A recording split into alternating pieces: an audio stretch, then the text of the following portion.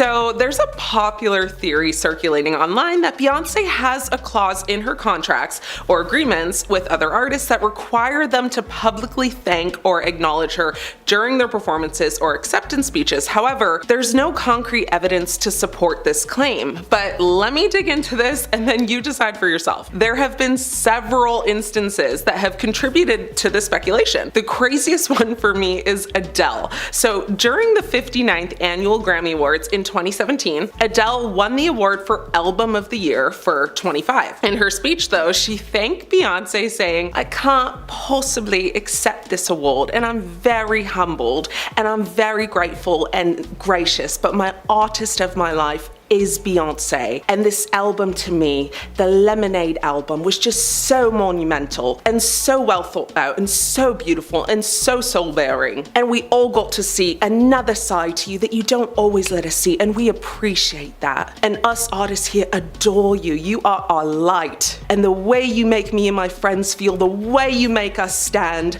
and the way you make us want to do better, I love you. I always have, and I always will." Her heartfelt tribute to Beyoncé sparked a standing ovation and praise from the audience. And while many's interpreted it as a strong gesture of admiration, respect, and solidarity, many thought it was just strange and frankly too much. Get this though, it gets like astronomically weirder because she then went on and broke her Grammy in half to give to Beyoncé, like the other half, like a real Mean Girls crown moment. Like dedicating your whole speech to someone else is already nasty work, but like breaking your Grammy, at that point, girl, just go ask her to be your mom. And did, because she actually also said at the end of her speech that she wants Beyoncé to be her mom. Moving on, so at the 2023 Grammy Awards, Lizzo took home Record of the Year for About Damn Time and was met with massive applause from the crowd. During her acceptance speech, she went on to address Beyoncé. She said her sister helped her get out of literature class in the 5th grade to go see Beyoncé perform. She followed it by saying, and she sang that gospel medley, and the way she made me feel, I was like, I want to make people feel this way with my music, so thank you so much.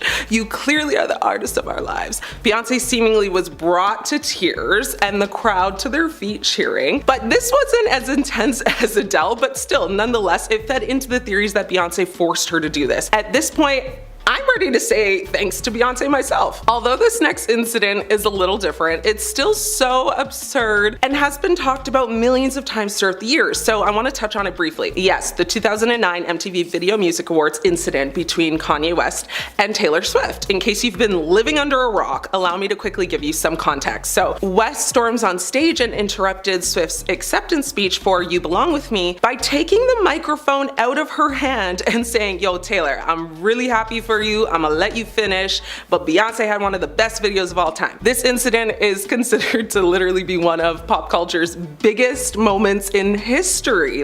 But the theories around it years later are very interesting. A viral TikTok conspiracy theory suggests that Kanye stopped Taylor from being influenced by Diddy, but there's no proof to that, of course, but many think also it was just Kanye being Kanye, but some think Kanye's interruption was intended to protect Swift from being involved with Diddy.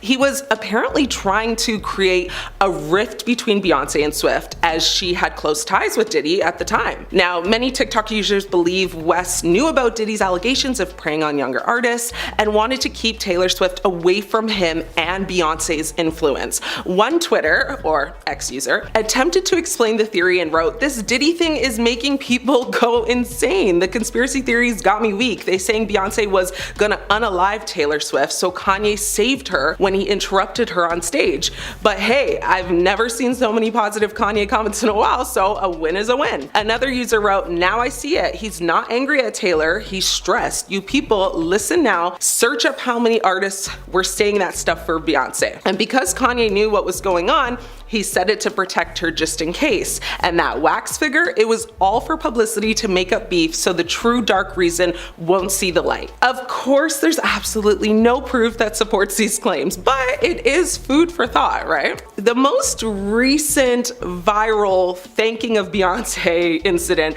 happened at the People's Choice Country Awards, where Shabuzi, who's known for his hit song titled A Bar Song, which by the way skyrocketed to the Billboard Hot 100, making a milestone for the artist who is actually known for blending country and hip hop. When he accepted his award for Best New Artist of 2024, during his speech, he went on to thank several people, but upon concluding it, he said, and I quote, "Thanks for you, the Empire, for being the best independent label partner any artist could ask for. And thank you, Beyonce, you're amazing." His lack of elaboration left some fans wondering why he said it at all. The simple "you're amazing" leaves so much to discuss. How is she amazing? What has she done for you? Why are you thanking her? He really made it so short that it was the perfect potion to add to the cauldron of TikTokers believing that these celebs are forced to thank her. And one person even said it's like he gave that whole speech, remember last minute, that he has to thank Beyonce or else. Thanked her quickly to save face and then walked off stage. And the scary part about all these people thanking Beyonce is when they do, they look like they're terrified. And what these TikTokers are saying is that Beyonce wields so much power that anyone who kind of treads on her turf is seen as a threat. And they've either got to bow down or they must be eliminated. Basically, everyone who accepts an award, whether they're up against Beyonce or not. Now, weirdly though, everybody has been thanking Beyonce over the years when they're not even associated with her. Some fans said, well, is there any evidence pointing to the people being unalive due to not bowing down to Beyonce? Someone actually pointed out that one person who didn't thank Beyonce when she won a Grammy was Amy Winehouse.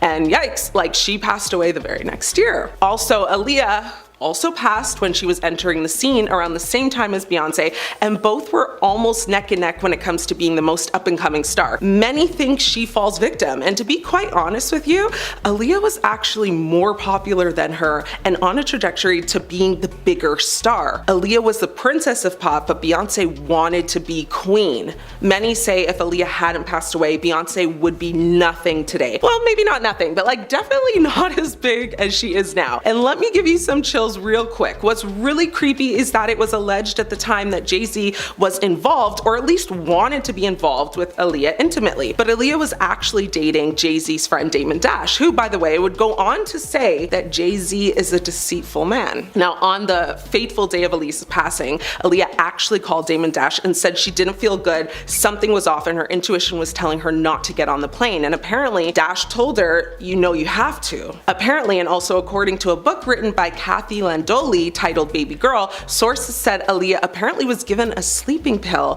and carried onto the plane unconscious before the fatal crash even happened. But what's wild is that Aaliyah was super hesitant to get on and even knew the plane was over limit and knew the plane would struggle to handle 8 passengers with her bodyguard who weighed alone over 300 pounds. She continued to protest, and that's when she was given the pill to basically calm down. So let that run a chill down your spine. It's crazy to think that so many people who have passed on had some sort of tie to Beyonce and Jay-Z, but also that so many people to this day continue to fear Beyonce and her power. Sophia has a younger brother named Julio who has lived with illegal substance dependency for many years, resulting in many run-ins with the law. In 2011, this ultimately resulted in Julio being deported back to Colombia.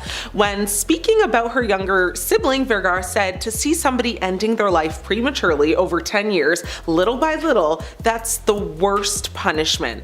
Now he's like another person. It's sad to hear this, but it should serve as a reminder to everyone that fame does not automatically make, one's life easy, peachy, or simple. This is not the first family tragedy, though, that Sophia has lived through. Her older brother met his tragic end in 1998 after a botched abduction attempt and was unalived. Her older brother, Raphael, who was 28 at the time, was a target because he came from a successful family. And although Sophia's siblings, usually traveled with bodyguards, he was not traveling with one that day. Sophia described this incident as a nightmare and something that destroyed her entire family. As unfortunate as it is to hear these tales about her family, it is good to see, though, that she has managed to make something special from her life and find her own success. Rihanna has been one of pop's biggest princesses for the last decade or so, and aside from, her vocal abilities and contributions to the music industry, she also appeared in several films, of varying degrees of quality, of course. I mean, she started her film career off on shaky ground with 2012's Battleship, but has steadily, participated in better projects since then. I mean, the Barbados-born singer, has had her personal life thrust into the spotlight on several occasions. But there is one thing that some people still may not know. Her father, Ronald Fenty, is somewhat of a womanizer and kind of an all-around, wild guy. Throughout her childhood, her father had struggles with illegal substance, dependency. This resulted in the deterioration of her parents' marriage. It also created a lot of financial struggles and challenges. In a shocking, candid interview with The Mirror in 2007, Rihanna actually opened up about her family's history. She talked about her and her siblings watching her father struggle with substance dependency issues. Additionally, her father's, philandering ways gave Rihanna several half-siblings from different women. Though these actions would, understandably put a strain on any relationship, it appears that Rihanna and her father do get along great these days. I mean, a couple of years ago, the singer bought a mansion in Barbados worth more than $1 million just for him. She also paid for her father to receive top quality medical treatment for an injury sustained in a severe car accident. Her father struggled, to stay sober over the years, but in 2013, Rihanna actually put him through a $58,000 Malibu rehab program. And while that was super generous, it ultimately did not work, and in 2014 at Rihanna's inaugural Diamond Ball in Beverly Hills, Ronald reportedly was kicked out for crazy behavior. He was under the influence, of course, and this was before she even arrived. Now, fast forward to 2019, news broke that Rihanna was actually suing her father because, Ronald created a company called Fenty Entertainment in 2017, but Riri already trademarked Fenty at that point. Now, Ronald and a business partner who's unknown allegedly, falsely advertised themselves as Rihanna's reps to solicit, millions of dollars, including trying to book her for 15 shows in Latin America that just didn't exist. Now, despite all of this, Rihanna is still here for her dad when he needs her, so that's sweet. Woody Harrelson. It's so hard to imagine what it must have been like for Cheers fans to first watch him in his breakout film back in 1998. Now, the lovable and rarely intelligent Woody Boyd all of a sudden became the psychopathic criminal Mickey Knox in the movie, wreaking havoc throughout the country in the wildly entertaining and poignant, Oliver Stone directed film. Now, the juxtaposition of these two roles is a perfect example of Harrelson's incredibly versatile range. The Mickey Knox role is a little coincidental because the actor's father was actually paid to eliminate people. Charles Harrelson wasn't a nobody either, as his name will forever go down in infamy as committing the first assassination of a federal judge in the 20th century. It was the assassination of federal judge John H. Wood Jr. in San Antonio, Texas. Charles was convicted of the crime in 1979 and sentenced to 2 life terms in prison. He was literally a hitman. It's even reported that he had business cards that advertised himself as such, and he was allegedly reported to have unalived 20 people. His lawyer was insanely good though at getting him off, and he was basically untouchable for a while. This specific crime of unaliving the judge is the one that actually got him caught and convicted. Now, Woody did eventually reconnect with his father and is said to have regularly visited him in prison. I think it was once a year. Now, Charles Harrelson passed away sadly in prison in 2009 at the age of 68. Now, it is a bizarre, revelation to discover that your father is not only a criminal but a notorious one. What's crazier about this story though is that Woody didn't find out until he was 20 years old one day, and he heard the story while he was driving his car and it was on the radio. His father left the family when he was just a kid, and so he didn't even know anything. That's crazy. And for Woody's sake, I sure hope the apple fell very far from the tree, although in the 80s and 90s he apparently spent millions of dollars trying to get his dad a new trial. He said he was just trying to be a son helping his dad. Charlize Theron. Seeing any person passing can be very traumatic enough, but when Theron was only a teenager, when she witnessed her mother blast her alcoholic father in self-defense on June 21st, 1991, her mother, whose name is Gerda Meritz, unalived her father, and it took place on their farm in South Africa. Now, according to reports, Charles Theron was a violent man who had a history of physically and emotionally tormenting his wife and daughter. On the night of the incident, he allegedly came home very drunk and began threatening and hitting both Charlize and her mother. In self-defense, Gerda grabbed the firearm and blasted him, which unalived him. Now, Charlize was only a teenager and witnessed the entire incident. Gerda was arrested and charged with manslaughter, but she was later acquitted due to the circumstances of the case. I mean, the court did rule that she acted in self-defense to protect herself and her daughter. The experience definitely left an emotional scar, though. Theron rarely talks about the situation at all, but she has expressed her support and love for her mother, who she credits with saving her life that night. And she has admitted that the traumatic experience has changed the way she plays certain roles. Joaquin Phoenix, American actor known for his roles in Gladiator, Joker, and Walk the Line, was originally born in Puerto Rico with the name Joaquin Raphael Bottom. Now, his parents were a part of the Children of God, which is a notorious cult that had more than 100 communities worldwide. It's actually known now as the Family International. The cult was founded in the 1960s by David Berg and emphasized, free love, communal living, and proselytizing, which, if you're like me and unaware of what that means, basically refers to the act of attempting to convert someone from one religion, belief, or opinion to another. This can involve, like preaching, teaching, or promoting a particular ideology or faith with the goal of persuading others to adopt it.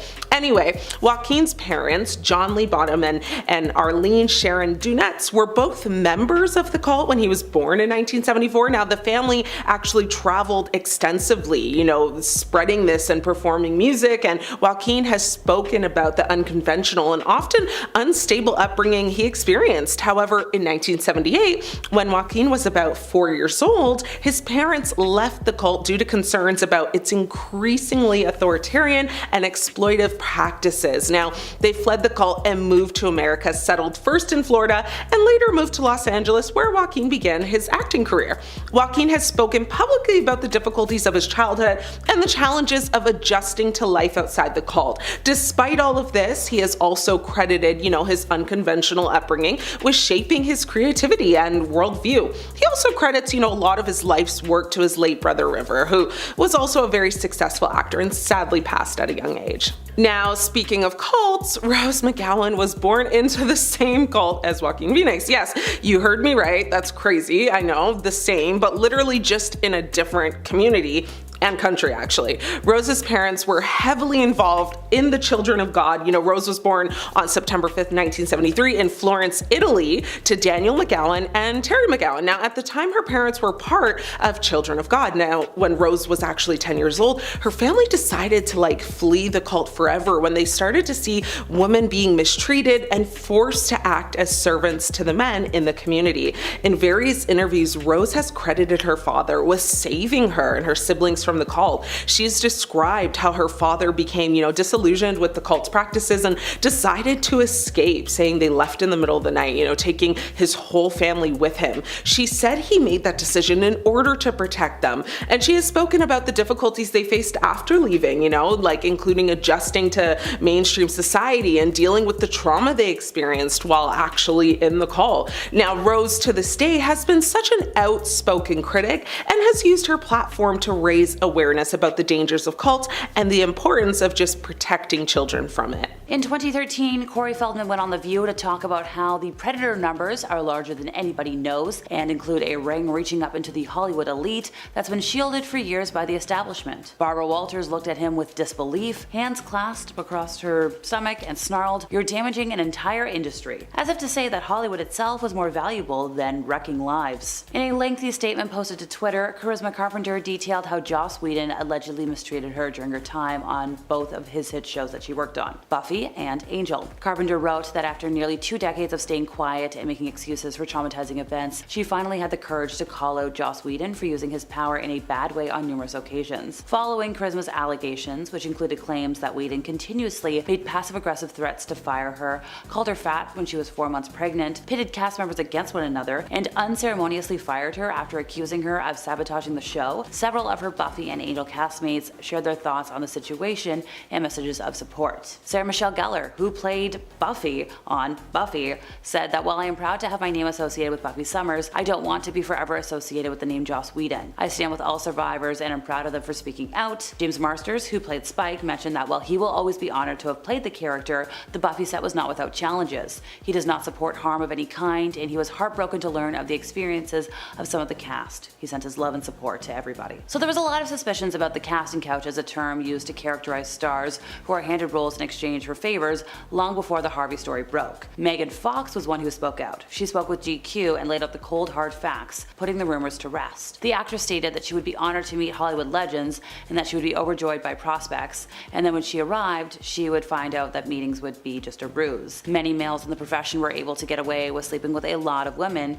but she wasn't one of them. She was like, absolutely not, and that didn't help her career. Film critics and historians mentioned like, hey, does this ring a bell? Because over the years in Hollywood, the risks for a lot of folks were kind of high if you didn't follow the leader. Fall in line. Vanessa Marquez had a recurring role on the hospital drama ER during the 90s, playing nurse Wendy Goldman, and alleged that George Clooney helped blacklist her after she spoke up about the harassment that was occurring on the set of the hit show. Now, Clooney has since denied the allegations, saying he had nothing to do with casting, he was an actor and only an actor. If she was told he was involved in any decision about her career, then she was lied to. The fact that he couldn't affect her career is only surpassed by the fact that he wouldn't have. Now, following her stint on ER, Vanessa hasn't really had a lot of work. Sadly. Tara Subkoff was an up-and-coming actress in the 90s. She had roles in movies like As Good as It Gets, All Over Me, The Last Days of Disco. She was up for a part in one of Harvey's movies when he offered her the role at a premiere after a party, and then he hit on her. Well, according to her, after she rejected his advances, she found herself on the Hollywood block list. She was the subject of false gossip, labeled difficult to work with, and by that I mean like too difficult to work with. She said it became impossible for her to get work as an actress after that, so then she had to start a new career path, and yeah.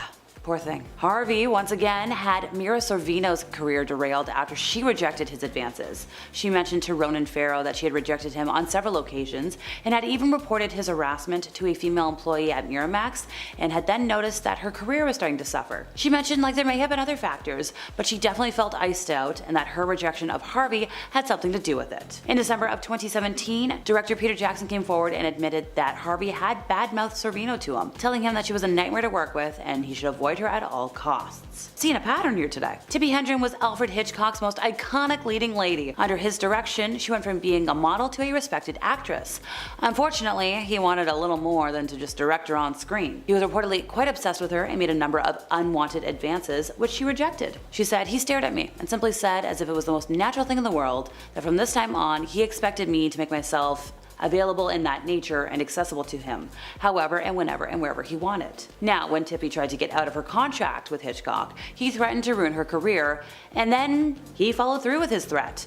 Because he had her under contract, he was able to keep her on the payroll without actually employing her. He made sure to turn down any film offers that came in from other studios. Now, looking back at it, she actually has a pretty good attitude with the situation. She mentioned that he ruined her career, but he didn't ruin her life. That time of her life was over. She still admires him for his work, but not as a person. After Clint Eastwood dumped Sandra Locke back in 1989, she found herself blacklisted by all of Hollywood's major studios, and this lasted for like a decade. Before the breakup, she had quite the career. She had an Oscar nomination under her belt, she had starred in 6 films of his, she was a budding director, but her breakup with the legendary director was very messy. She arrived home one day to find that he had changed the locks on their shared home and had put her stuff in storage. In response, she filed a palimony suit against him. In 1990, they were able to reach an agreement. Eastwood actually set up a development/directing pact for her at Warner Brothers in exchange for her dropping the suit. But 5 years later, they're back in court. She alleged that he had compensated Warner Brothers to keep her out of work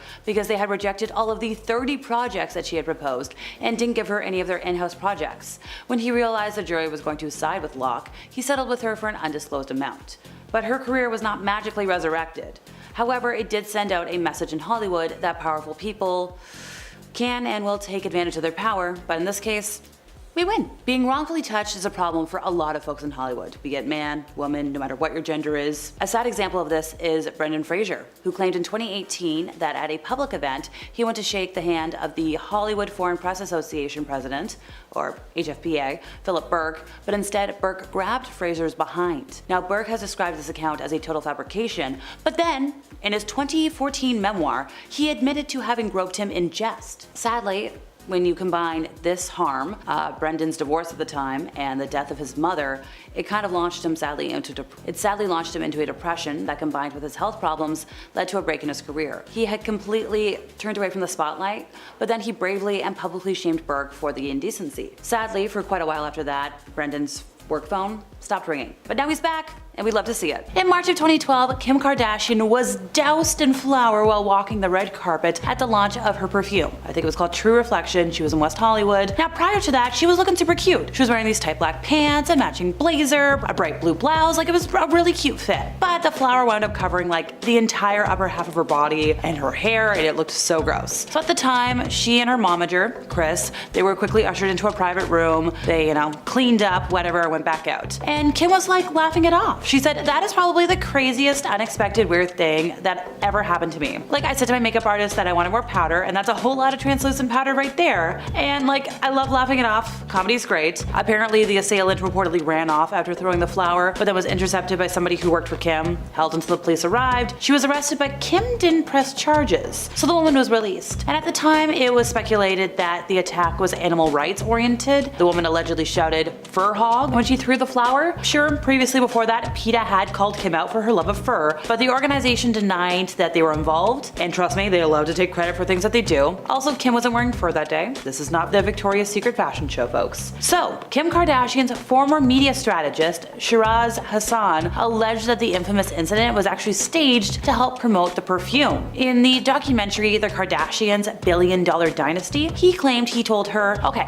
this is what's gonna happen. You're going to be fine, you're going to be safe, but we're going to create a media moment. If we create media gold, guess what's gonna happen? Everyone's going to be talking about your perfume, everyone's going to buy it." Okay, whatever floats your boat. I don't think it's worth being covered in flour for. Lady Gaga was once involved in a bitter lawsuit with a former assistant, Jennifer O'Neill, and declared in court papers she was queen of the universe every day, and O'Neill did not want to be her slave. So in the court papers, Lady Gaga apparently complained that O'Neill failed in simple duties, such as laying out her toothbrush and soap so she knew where they were. She insisted that O'Neill lived large off of her dime, wore her clothes, bagged the best bed on her private jet, and left the poor diva to lug her own suitcases. Meanwhile, disgruntled O'Neill sued for over $400,000 in unpaid overtime plus damages, and testified that she was required to sleep in Gaga's bed because she didn't sleep alone and was expected to be working and available 24/7 for an annual salary of just $75,000. Such hours and demands might seem absurd to those outside of showbiz circles, but they're kind of par for the course. There's no such thing as overtime or having your own life when you work in showbiz, and thankfully the two settled out of court, but what was true here and what was a fib? Hakob Manoukian began chauffeuring J-Lo and her then husband Mark Anthony around in 2005 before eventually being promoted to Lopez's staff full-time as her personal head of security and transportation in early 2011. Now, by September of that year, he was gone from her staff, after which he filed a lawsuit for breach of contract and wrongful termination, and this was against J-Lo, her company, and her manager, Benny Medina. He claimed his agreement with J-Lo included a $72,000 yearly salary with additional production pay, potentially increasing his compensation to $200,000 yearly. But according to news outlets, he never received that production pay or the overtime. He claimed he dealt with intolerable labor conditions, such as working more than 40 hours a week and being prevented from taking proper meal periods, which forced him to resign. Now, J-Lo filed a countersuit against him, seeking a minimum of $20 million in damages, claiming the former driver was blackmailing her for $2.8 million because he was threatening to expose private information that he heard when chauffeuring her around. The countersuit also alleged that he became hostile and angry when J-Lo rejected his desire to lead and appoint members to organize a security team for a music video production. Now, the countersuit was dismissed in December of 2012, and they wound up settling the original lawsuit for undisclosed terms in February 2013, but this isn't the only former J-Lo staffer we're talking about today. Scott Barnes, an incredible makeup artist. He was credited with creating the signature technique that became J-Lo's glow in the early 2000s. It was like the look of the era. These two worked together from the the year 2000 until just recently. He was her personal makeup artist. He worked on Hustlers with her. He worked on the Super Bowl halftime performance. He worked on everything. The working relationship and friendship was like 2 decades long. But there's been some hiccups, and it doesn't seem like the two are like buddy-buddy anymore. Let me know if I'm wrong though. So he spilled the beans during an interview on the Jeff Probst show. So there was rumors circulating that Barnes and a couple of others leaked plans of J-Lo and Mark Anthony's secret marriage to the press, and nobody was talking to Barnes after that. He said, oh my gosh, nobody would talk to me. Now when the truth came out that he did not leak the news, he didn't even know about the wedding ahead of time, he got a phone call and it was like, hey, there's a big misunderstanding, we have a lot of stuff coming up, I really miss you, let's just get back to work. And great that he was so diplomatic in talking about all of this, considering it was like a whole fallout, but it's very clear he never got a direct apology.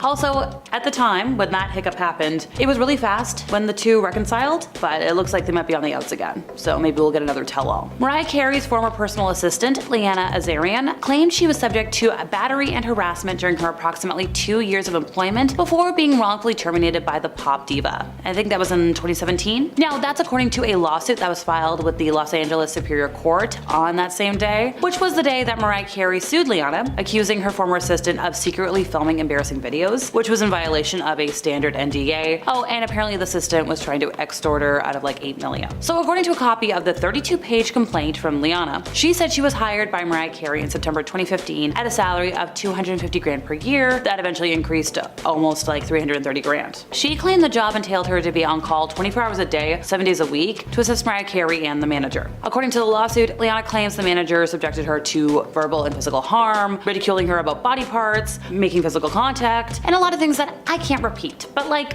look at them. On multiple occasions, Leanna claimed the manager tackled her to the ground and then like did things to her. And apparently, according to the lawsuit, Mariah Carey knew about and was present for a lot of this alleged mistreatment and like allowed it to continue. And when Leanna complained about the conduct in October 2017, she was let go. So obviously she sued for battery, discrimination, harassment, and wrongful termination. According to a lot of news outlets, Mariah Carey's lawsuit accuses Leanna of being a grifter, a peeping Tom, and an extortionist, and claimed Leanna secretly filmed Mariah engaged in personal activities, which, if revealed, would be personally embarrassing and professionally damaging. Well, Leanna displayed the intimate videos allegedly to her friends and coworkers, and she said, hey, if I'm ever fired, I'm gonna sell these for a profit and buy myself a home. Well, girly pop, where are the videos? Because if they're not on the internet, she didn't do it. In an interview for the unauthorized Anna, a biography, Anna Wintour's garden designer, Miranda Brooks, said that Anna Wintour didn't like vegetables and therefore refused to plant a veggie garden at her Long Island home. Now, if we're talking about all of Anna's former staff, being her assistant was apparently exactly like how it was portrayed in The Devil Wears Prada. Love that movie. She has 3 assistants at any given time. Her first, primary assistant, second one takes care of the home and the dogs, which at one point she had like all golden doodles, which like, so cute. And the third's in charge of running errands and organizing Anna's clothes, which like, I would not want to be in charge of that. One former assistant said they were terrified to ride in the elevator with her because Anna would list off everything they needed to do, even though they weren't like by their desks to write this down. So they're just like, oh, we kind of have to like remember all this. They were also scared to leave their desks to even just go to the bathroom. Anna would typically address all of them using the first assistant's name until she was sure they were actually gonna last. Some of Taylor Swift's musical inspirations have not been entirely impressed by the singer's not-so-romantic ballads. In 2012, John Mayer told Rolling Stone that he was embarrassed by the song Dear John after her 3rd studio album, Speak Now, because it was kind of presumed to be about him. He said, it made me feel terrible because I didn't deserve it. Apparently he was blindsided by the song's release. I never got an email, I never got a phone call, I was really caught off guard. He said like Taylor was too big of an artist to stoop to what he thought was low-level songwriting. Now in response, Taylor Swift claimed to Glamour that he wasn't the track's inspiration. She's like, how presumptuous, I never disclose who my songs are about, but he's not alone in his gripes. In an interview on the Ellen DeGeneres show, Taylor revealed that her song Forever and Always was written with Joe Jonas in mind, and apparently Joe had like called off the relationship over a brief phone call. Well, Joe took to MySpace to address his split, being like, for those who express concern over the 27-second phone call, I called to discuss feelings with the other person. person. Those feelings were obviously not well received. I did not end the conversation, someone else did. Phone calls can last only as long as the person on the other end of the line is willing to talk. Well, in the summer of 2012, Taylor Swift made headlines once again for a reported whirlwind romance with Connor Kennedy, son of Robert F. Kennedy Jr. Speaking to ABC News in October of that year, Taylor didn't want to comment on the relationship because she doesn't talk about her personal life in that great detail. She said, "I feel like you can share enough of your life in your music to still let people know what you're going through and how you feel, and still with all the connection." Well, the bone of contention wasn't just the 4-year age difference between the then couple, but the fact that the duo was first spotted getting cozy only a week after Kennedy had become legal. So when asked if Taylor kidnapped Kennedy by flying him out to Nashville privately, she was like, "How did I kidnap him? You can't kidnap a grown man. These are serious accusations." Well, apparently, Taylor had been studying the Kennedy family prior to the relationship. Folks had a lot to say when she bought a $4.9 million beach house near the Kennedy estate in Cape Cod, allegedly just to be close to the family.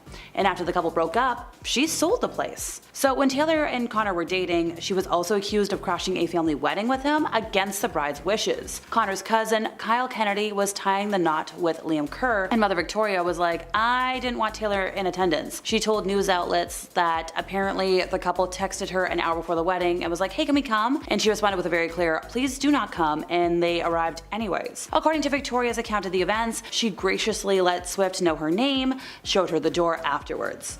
But Taylor apparently paid her no mind. Victoria said, "It was like talking to a ghost. She looked right past me." Jon Hamm, star of Mad Men, took part in a violent university hazing in 1990 at the University of Texas that led to criminal charges, at least according to court and school records. The incredible actor had not been previously publicly linked to a lawsuit filed by a member of a fraternal social organization who said he was severely harmed, dragged with a hammer, and had his pants lit on fire. In the 1991 lawsuit, the inductees said Hamm participated till the very end. Criminal records show that, well, he was charged with hazing and received probation, and a separate charge of harm was dismissed. That chapter of the fraternity, by the way, was permanently disbanded. A rep for Jon Hamm didn't comment on the incident when it was brought to light in 2015, and the star himself didn't give much of a comment to Esquire in a later interview. In addition to his hit piece comment, he was like bristling at the topic, and when he finally addressed it, he downplayed it as sensationalized. He literally said, "I wouldn't say it's accurate. Everything about that is sensationalized. I was accused of these things I don't do. It's so hard to get into it. I don't want to give it any more breath. It was a bummer of a thing that happened. I was essentially acquitted. I wasn't convicted of anything.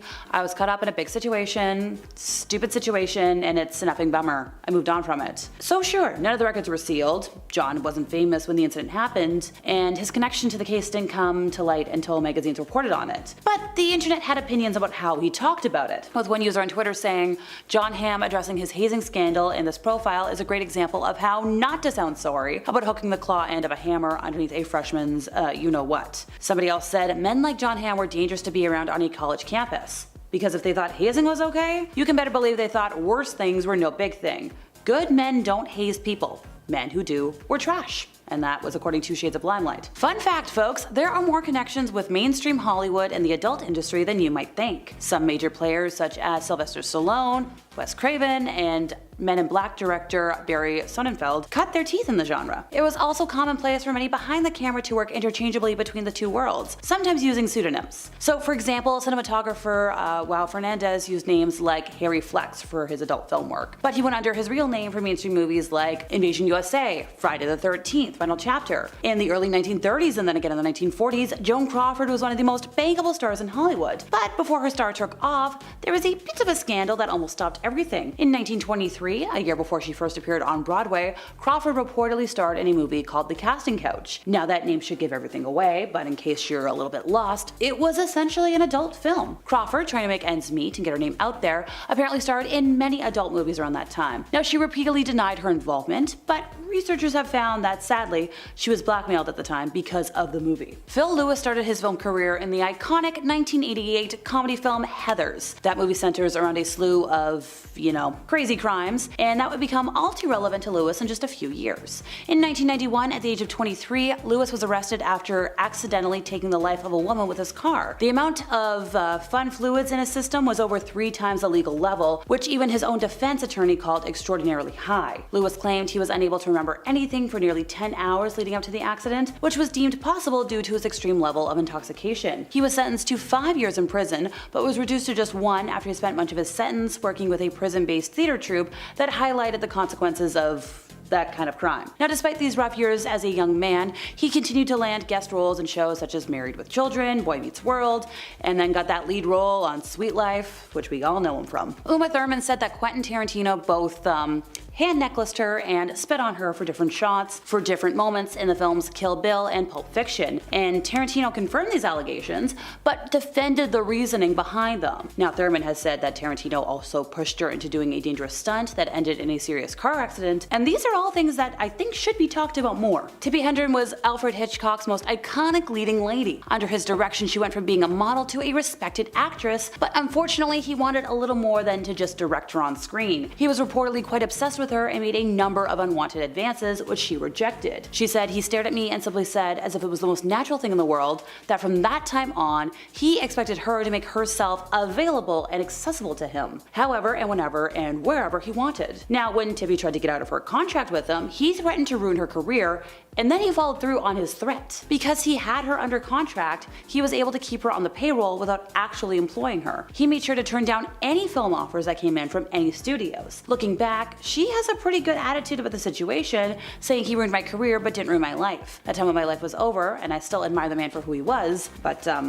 yikes. The Kennedy curse spares no man. Senator Ted Kennedy, younger brother of President John F. Kennedy, was driving over a bridge with politician Mary Jo Kopechne in 1969 when the car leaped over the barrier and sank into the ocean. And while Kennedy was able to swim to safety, Mary Jo didn't make it. Once Kennedy made it back to his hotel, he waited till morning to call the police and report the crash. It is thought that maybe Mary Jo could have survived if help had arrived sooner rather than wait the 9 hours. Why did he do this? Well, he didn't want to get in trouble with the law, so he waited until the morning when he had sobered up. Some folks think that maybe the entire incident was an attempt to take the life of Mary Jo for unknown reasons. Mariah Carey's former nanny, Simonette DaCosta, exposed all of her dirty laundry. She claimed that Mariah was extremely demanding and would often call her in the middle of the night to attend to her twins, Morocco and Monroe, with whom she shares with ex-husband Nick Cannon. In January of 2015, the singer's former nanny actually filed a lawsuit in New York District Court against the couple, claiming that the former couple neglected to compensate the nanny for overtime. Now, DaCosta sued for unpaid overtime wages, premium wages, liquidated damages, and attorney fees. Now, a representative for Mariah Carey actually told ABC News at the time that they don't comment on frivolous lawsuits. The lawsuit alleged that DaCosta cared for the twins from October 2013 till late January 2014. She was paid between about $3,000 and $3,600 twice a month. The suit claims she even traveled with Carey on international trips to take care of the children. During that time, DaCosta states that she worked more than 100 hours per week on a regular basis. She also claimed that she received no sleep or meal breaks and was on call basically like 24 hours a day. The suit also stated that Miss Carey terminated DaCosta after berating her for exhibiting too much affection towards her children. Mariah Carey would allegedly call with demands at all hours in the middle of the night and demand to be taken to her children or to be updated as to the status of her children. She also said Miss Carey would not tolerate any delay and would get really upset if even anything was delayed by like a single minute. Apparently, the ex-nanny settled the lawsuit against her former boss in June of 2015 for an undisclosed amount. The lawsuit also says that she's not the only worker that Carey and Cannon stiffed. The complaint reads, there are numerous similarly situated current and former employees of Miss Carey and Mr. Cannon who were subjected to the aforementioned policy. Carey has actually admitted to having a hard time keeping nannies, and in 2014, she actually spoke about her struggle with Power 105.1's The Breakfast Club. In the interview, she said, I'm very hands-on. I fire nannies like this, snapping her fingers, and I hate doing it, but I have to because if they try to make themselves more important in the baby's mind than me, it's a problem. Nick also confirmed that the singer fired their children's, minders every other week, basically. He explained it saying, it's something about a woman and her children, the minute the child chooses to go to the nanny before they go to the mom, I would have an issue with that myself. Everything's on a trial basis. It's just like, hey, we're gonna see how this works out, and we're always traveling, so the nanny might not get a plane ticket to the next city. That's really harsh, but you know what? I guess that's show business for you. John and Kate Gosselin are next. Remember TLC show John and Kate +8? Well, if you don't, in a nutshell, John and Kate had 8 kids, which was interesting enough for them to land their own show on the network TLC. With 8 kids, one would definitely assume they had a nanny or 2. One of their nannies in particular, Stephanie Santoro, came forward to say that she and John allegedly had an affair, calling, the father of 8 very romantic. This wasn't actually the first time it was alleged that John had an affair while with Kate, but this was the first time a nanny came out to claim it. Though John has denied being romantically involved with her, Santoro told In Touch Weekly that, their fling began when John asked her to come over one night during her 1-month employment as, the Gosselin nanny. And at the Gosselin home, John asked Santoro to give him a massage, then proceeded to reciprocate. While they were sitting there, Santoro said John told her, well, I guess we can kiss just once. She said he later told her, whatever you do, don't fall in love with me because it's going to be impossible for me not to fall in love with you. Excuse me while I cringe for a moment. Now, the pair made their way into the hot tub, and Santoro said she was afraid that,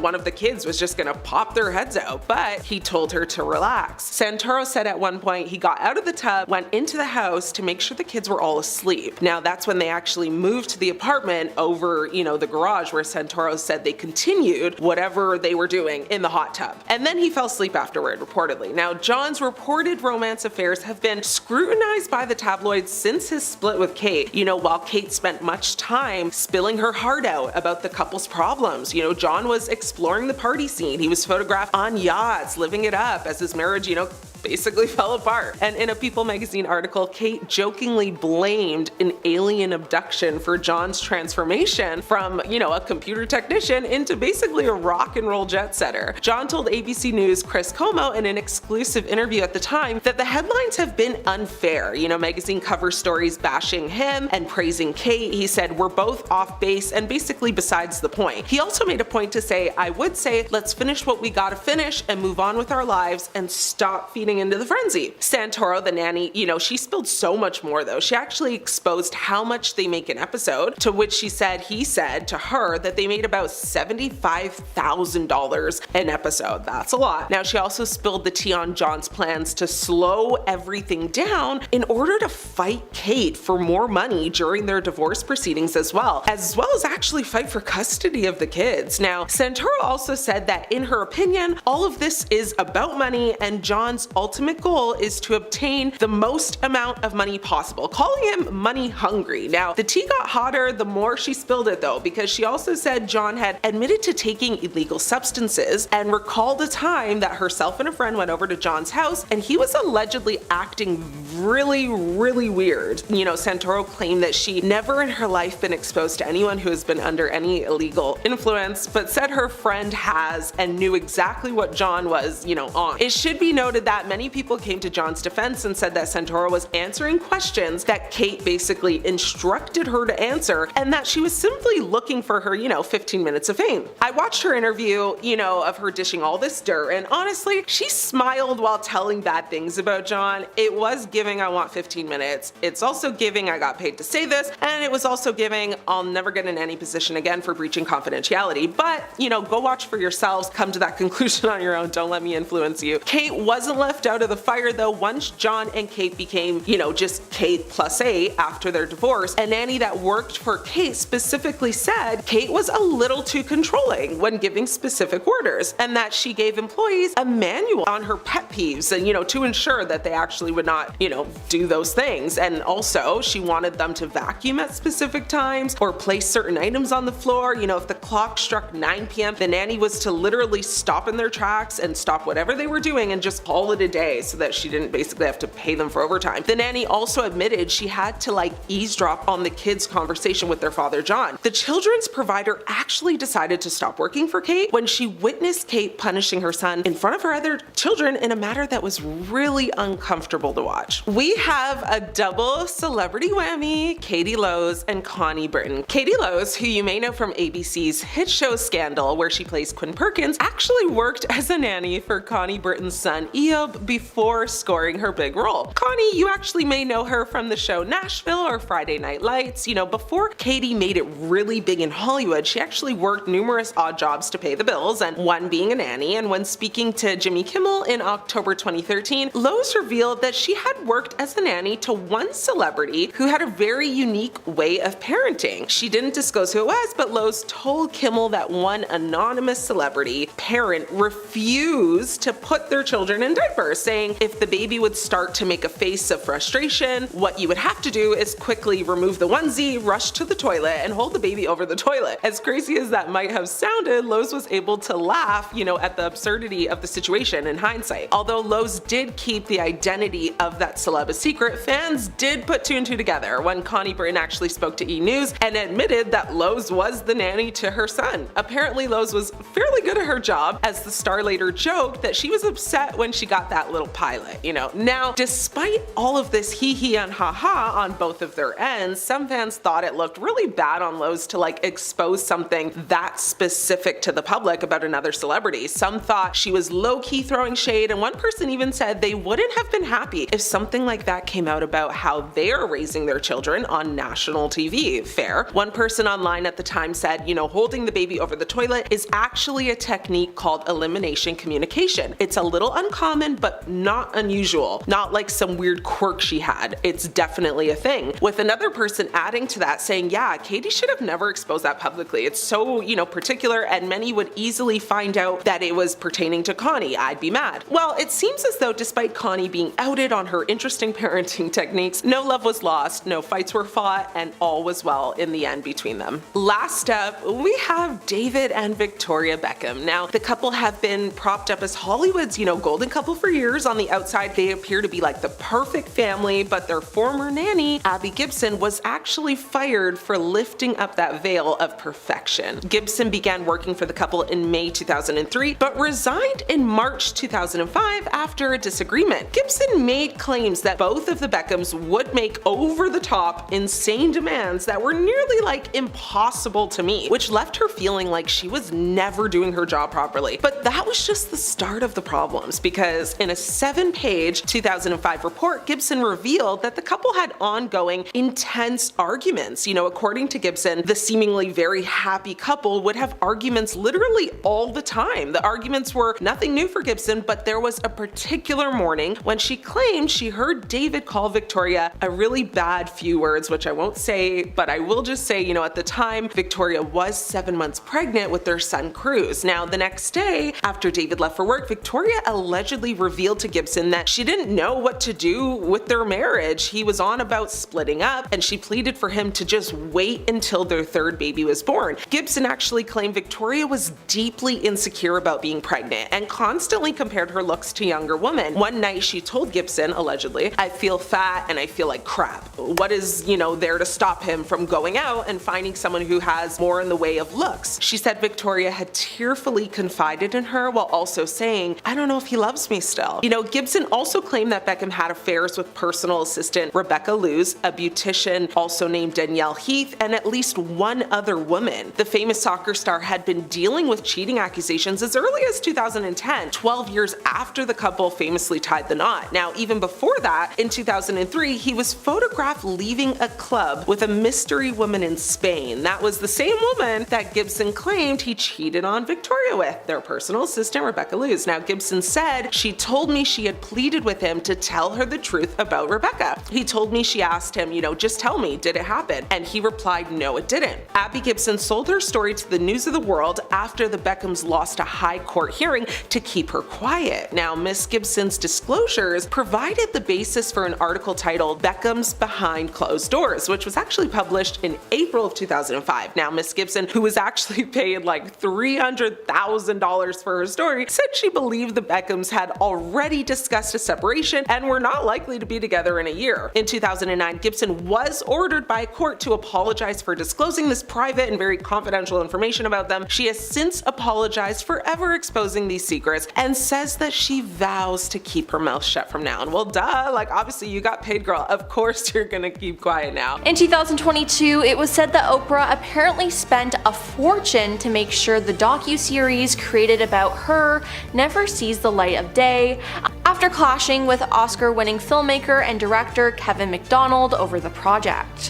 While industry sources speculate Oprah would have to pay millions of dollars to get the rights to the documentary back, a source in the know denies it was in the seven figures. As the Apple TV Plus deal was coming to an end, Miss Winfrey brought back the rights to her docuseries and has since decided to put the doc on hold, a spokesperson for Oprah told Page 6. In addition, another source said Kevin made the film, but Oprah didn't like it and he refused to change it, and Oprah has paid back her fee to Apple. Again, this is strange because she's worked with Apple so many times before. Now, her previous work with them included the chat show The Oprah Conversations and the mental health special The Me You Can't See in collaboration with Prince Harry. Now, she also hosted Oprah's book club on Apple Books. But with everything going on with Oprah and her weird behavior the past couple of years, many people question why she canceled the docuseries and if Oprah was worried some damaging information was set to become public. Well, now isn't it sketchy? One person wrote in Page 6's comment section when this was revealed. Another individual asked, what is she afraid of or hiding? Now, similar takes showed up on Twitter, as one person wrote, what is Oprah hiding? While another tweeted, Oprah Winfrey shelled out a fortune to prevent a documentary release. Sounds legit, money talks, right? Not the truth. Yeah, I gotta say that is pretty sketchy sounding. And that's not the first time she's pulled some of her work. This isn't the first time Oprah has canceled projects she commissioned or approved about herself. You see, in 1993, she pulled back an autobiography that was ready to be published. Now, that caused quite a stir because in publishing, no one does that. Oprah had been paid $3 million in advance, but she gave it back just 3 months before the publishing date. Then she also had a book she planned for 2017 called The Life You Want, and again, the book never materialized, and this is honestly just weird. Then there's the whole situation with the school that she opened. The Oprah Winfrey Leadership Academy for Girls opened in Johannesburg in 2007. Oprah founded it with her own $40 million and hand-selected the 152 students. But less than a year after the school opened, 6 students came forward to accuse dorm matron Virginia Tiny Macobo of mistreating them. She was arrested in November 2007, facing 14 different charges, but she was released on bail. It seems like Oprah and her team didn't do a good job at hiring and keeping an eye on the new staff. Now, it's so sad because this could have been prevented. Now, following the first trial, Oprah was then sued by the headmistress of the South African Girls' School for defamation. She alleged that Oprah defamed her by implying she was covering up the mistreatment going on at the school. However, this case was later settled outside of court before the arranged trial. Now, that's not all that happened there, though. In 2009, there was another scandal about mistreatment. 7 of the students were suspended for harassing their classmates. A South African news outlet also revealed that one of the girls demanded that her victims lie to the police about what happened, which is so messed up. Now, it seems like there has been scandal after scandal at this school, and no one is doing anything to prevent it from happening. Now, maybe Oprah has been paying off the victims to keep it all hush-hush. Now, more things have happened there too. At one point, parents also came forward with complaints about the school. In March 2007, some parents complained because they were only allowed to visit their daughters once a month and the girls were only allowed to use their cell phones on the weekends. One parent said, "It was a nightmare. We only had 2 hours to see my child. Surely this isn't a prison or an institution?" Another mother said her homesick daughter was very upset over the rules. "Michelle phones me in tears sometimes, and then I don't know what to say to her," she said. Now, the fact that parents are feeling this way is not good at all. Now, there have also been rumors online that some girls from the school have gone missing. Is there proof? No, there hasn't been any concrete evidence of this, but it honestly wouldn't surprise me since there's been a bunch of other shady stuff going on there too. Now people think that Oprah has been taking the students and doing whatever she wants with them. Now shockingly, the school is still up and running, which is crazy considering all the scandals that have happened there. There's definitely something fishy going on though, and more people have started to question it lately, especially since Oprah's connection to Diddy has been brought to light. Now, if you didn't know, Diddy is a musician, but this year he was arrested for running various crime rings, most of which happened at his infamous parties. Now, the thing is, Oprah was known to frequent these parties and be friends with him. So now, people are looking at her suspiciously. Recently, a source sent Page 6 a VHS tape that was sent out as an invitation to the mogul's 29th birthday party in 1998. It's a combination of celebrities inviting you to Diddy's birthday party, and starting off the video though is Oprah, which stands out a lot. Now other celebrities seen in the tape include Ellen DeGeneres, Chris Rock, Will Smith, and Joan Rivers. It begins with a strange home video style skit in which Danny DeVito, lying on a sofa under a blanket, says, "That's right, Puff Daddy is having a party and this is Puff Daddy inviting you to come. Let's have a ball." Then the group of celebs take turns reading from a script detailing the date and time, how amazing the party will be, and then reading an address to RSVP to. Now, the fact that Oprah was in this is alarming to people. Now, all those people in the video appear to be his really good friends, and how interesting is it that Oprah was a part of it? After all, it was revealed that the video invite is 6 minutes long, but only 1.5 minutes of it were released to the public. It has people questioning what else is on there and what's being hidden.